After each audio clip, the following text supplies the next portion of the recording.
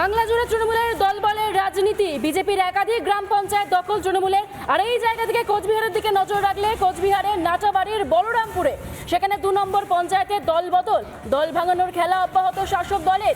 বিজেপির প্রধান সহ 5 জন সদস্য যোগ দিয়েছে তৃণমূলে। বলরামপুর 2 নম্বর পঞ্চায়েতের ঘটনা, পঞ্চায়েতে সংখ্যাগরিষ্ঠ হয়েছে তৃণমূল কংগ্রেস। 12 আসনের পঞ্চায়েতে তৃণমূলের সদস্য 10। ভোটে জিতে তৃণমূলের দখলদারি শুরু হয়ে গিয়েছে, দল ভাঙানোর খেলায় অব্যাহত রয়েছে শাসক শিবির।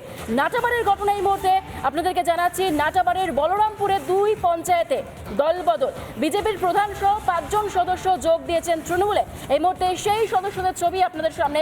বলরামপুর 2 নম্বর পঞ্চায়েতে সংখ্যাগরিষ্ঠ হয়েছে তৃণমূল কংগ্রেস। 12 আসনের পঞ্চায়েতে তৃণমূলের সদস্য এখন 10। আজকে বলরামপুর 2 নং অঞ্চল, যেটা গত পঞ্চায়েত নির্বাচনে আমাদের এখানে 12টি আসনের মধ্যে 5টি তৃণমূল পেয়েছিল এবং একটি আসন কম পেয়ে আমরা অঞ্চলটা হেরেছি। 7টি পঞ্চায়েত জিতেছিল বিজেপি। এখানে আজকে 5 জন গ্রাম পঞ্চায়েত মেম্বার, তারা গ্রাম পঞ্চায়েতের প্রধান সহ প্রধান আরতি বর্মন, পঞ্চায়েত সদস্য কৃষ্ণ বর্মন, রঞ্জিত বর্মন, প্রমীলা দাস, বিনা মল্লিক, এনারা গ্রাম পঞ্চায়েত মেম্বার এবং এর সাথে উত্তম বর্মন অঞ্চল বিজেপির কনভেনার এবং দীপঙ্কর দাস মণ্ডলের ট্রেজারার। তারা ভারতীয় জনতা পার্টি ছেড়ে তৃণমূল কংগ্রেসে যোগদান করছেন। দেখুন, লোকসভা নির্বাচনে ফলাফল ঘোষণার পর থেকে সারা রাজ্যের সঙ্গে আমাদের কোচবিহার জেলাতেও তৃণমূল কংগ্রেসের লাগামহীন সন্ত্রাস ভারতীয় জনতা পার্টির কর্মীদের উপর নেমে এসেছে। বাড়ি ঘরতে লুটপাট করা থেকে শুরু করে সমস্ত কিছু তারা করছে। গণতান্ত্রিকভাবে নির্বাচিত গ্রাম পঞ্চায়েতগুলো তারাও রেহাই পাচ্ছে না। নির্বাচনে মানুষের রায় নিয়ে ক্ষমতায় বসেছে ভারতীয় জনতা পার্টির সেই অঞ্চলগুলোতে আজকে তৃণমূল কংগ্রেস আজকে দখলদারি কায়েম করার জন্য পঞ্চায়েতদের প্রধানদের নানাভাবে আক্রমণ করে, সন্ত্রাস করে, গায়ের জোরে ভীতি সঞ্চার করে তাদেরকে আজকে তৃণমূল কংগ্রেসে যোগদান করার তারা চেষ্টা করছে।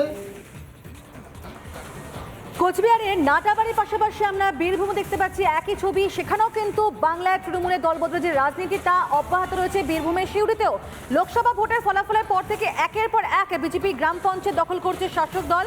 সিউড়িতে দল ভাঙানোর খেলা করছে তৃণমূল। করিদ্ধা পঞ্চায়েত কার্যত হাতছাড়া হতে চলেছে বিজেপির, কারণ তৃণমূলে যোগদান করেছে উপপ্রধান সহ 2 জন এবং সেখানেই তৃণমূলের সদস্য সংখ্যা বেড়ে হয়েছে 10।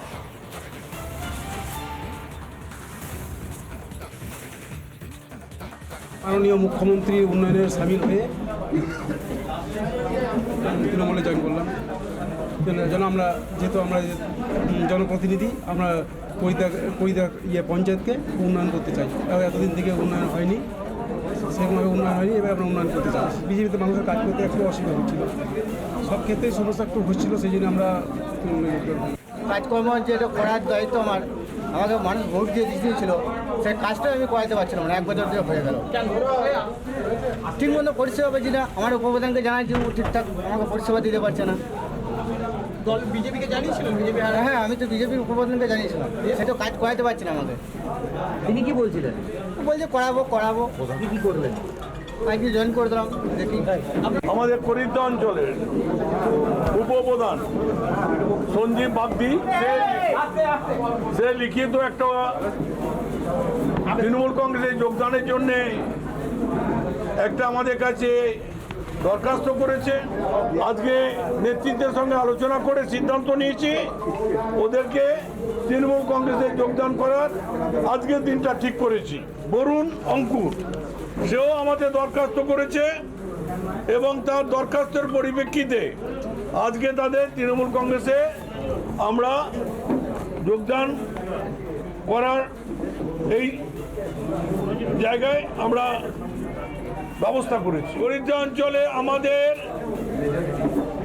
10 জন মেম্বার হলো আর ওদের হলো 7 জন। তার মানে করিদ্ধা অঞ্চল আজ থেকে তৃণমূল কংগ্রেস পরিচালিত হবে। তৃণমূলের চতুরতার তো শেষ নেই। এখন এরা সংখ্যা বেশি পেয়েছে পশ্চিমবাংলার নিরিখে, আর সেই কারণে এই ধরনের ঘটনা ঘটাচ্ছে। আর আমাদের হতদরিদ্র গরিব পরিবার থেকে পঞ্চায়েতের মেম্বার হয়েছে।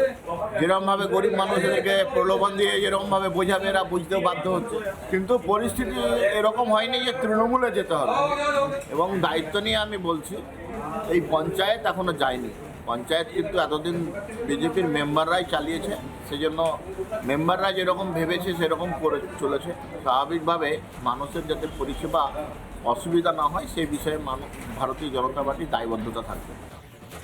লোকসভা ভোটের ফলাফলের পরই ঠিক এভাবেই একের পর এক বিজেপি গ্রাম পঞ্চায়েত দখল করছে শাসক। ভোট শেষ হতেই বিরোধী পঞ্চায়েত দখলে রীতিমতো হিড়িক পড়ে গিয়েছে শাসক দলের।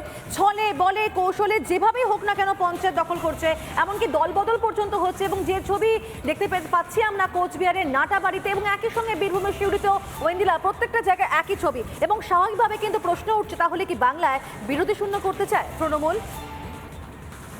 একেবারে এই ঘটনায় সিপিএম এর সাংসদ বিকাশ রঞ্জন ভট্টাচার্য ঠিক কি জানিয়েছেন আমরা শুনবো। 2011 পর থেকে এই ঘটনা ধারাবাহিকভাবে ঘটে গিয়েছে। এখন সংবাদ মাধ্যম 2024-এ এইসব নিয়ে আলোচনা করছেন, খুব ভালো, আলোচনাটা করুন। এটাই হচ্ছে তৃণমূলের কালচার। যে কোনো দক্ষিণপন্থী স্বৈরতান্ত্রিক দলের কালচারই হচ্ছে তারা একবার যদি ক্ষমতায় আসেন গণতান্ত্রিক প্রক্রিয়ার মধ্য দিয়ে, ক্ষমতায় আসার পর তারা সেই গণতান্ত্রিক প্রক্রিয়াকে বজায় রাখেন না। এই চেষ্টা করেছিলেন মোদি, কিন্তু মানুষের রায় আপাতত একটু থমকে গিয়েছেন। ওই একই পথ, অনেকে বলেন না যে ভুল মূল্যায়ন হচ্ছে, তৃণমূল বিজেপি সেটিং বা তারা এক জায়গায় আছেন কিনা, অনেক দেখলাম বুদ্ধিজীবীরা এসব বলছেন। কিন্তু মৌলিক বিশ্লেষণ করলে দেখা যাবে দুটো দলেরই চরিত্র, দুটো দলেরই কর্মপদ্ধতি এক।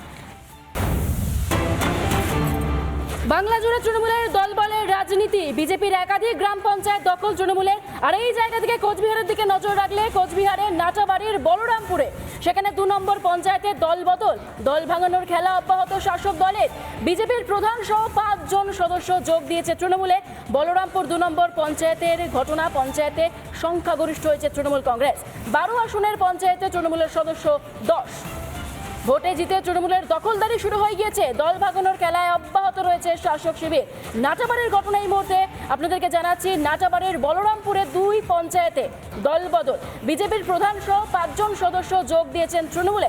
এই মুহূর্তে সেই সদস্যদের ছবি আপনাদের সামনে। বলরামপুর 2 নম্বর পঞ্চায়েতে সংখ্যাগরিষ্ঠ হয়েছে তৃণমূল কংগ্রেস। 12 আসনের পঞ্চায়েতে তৃণমূলের সদস্য এখন 10।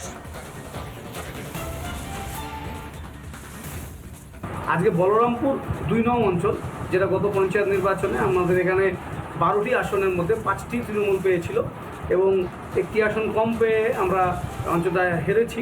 7টি পঞ্চায়েত জিতেছিল বিজেপি। এখানে আজকে 5 জন গ্রাম পঞ্চায়েত মেম্বার, তারা গ্রাম পঞ্চায়েতের প্রধান সহ প্রধান আরতি বর্মন, পঞ্চায়েত সদস্য কৃষ্ণ বর্মন, রঞ্জিত বর্মন, প্রমীলা দাস, বীণা মল্লিক, এনারা গ্রাম পঞ্চায়েত মেম্বার। এবং এর সাথে উত্তম বর্মন অঞ্চল বিজেপির কনভেনার এবং দীপঙ্কর দাস মণ্ডলের ট্রেজারার। তারা ভারতীয় জনতা পার্টি ছেড়ে তৃণমূল কংগ্রেসে যোগদান করছেন। দেখুন, লোকসভা নির্বাচনে ফলাফল ঘোষণার পর থেকে সারা রাজ্যের সঙ্গে আমাদের কোচবিহার জেলাতেও তৃণমূল কংগ্রেসের লাগামহীন সন্ত্রাস ভারতীয় জনতা পার্টির কর্মীদের উপর নেমে এসেছে। বাড়ি ঘরতে লুটপাট করা থেকে শুরু করে সমস্ত কিছু তারা করছে। গণতান্ত্রিকভাবে নির্বাচিত গ্রাম পঞ্চায়েতগুলো তারাও রেহাই পাচ্ছে না। নির্বাচনে মানুষের রায় নিয়ে ক্ষমতায় বসেছে ভারতীয় জনতা পার্টির সেই অঞ্চলগুলোতে আজকে তৃণমূল কংগ্রেস আজকে দখলদারি কায়েম করার জন্য পঞ্চায়েতদের প্রধানদের নানাভাবে আক্রমণ করে, সন্ত্রাস করে, গায়ের জোরে ভীতি সঞ্চার করে তাদেরকে আজকে তৃণমূল কংগ্রেসে যোগদান করার তারা চেষ্টা করছে।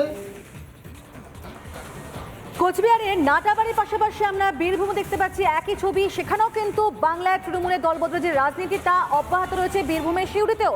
লোকসভা ভোটের ফলাফলের পর থেকে একের পর এক বিজেপি গ্রাম পঞ্চায়েত দখল করছে শাসক দল। সিউড়িতে দল ভাঙানোর খেলা করছে তৃণমূল। করিদ্ধা পঞ্চায়েত কার্যত হাতছাড়া হতে চলেছে বিজেপির, কারণ তৃণমূলে যোগদান করেছে উপপ্রধান সহ 2 জন এবং সেখানেই তৃণমূলের সদস্য সংখ্যা বেড়ে হয়েছে 10।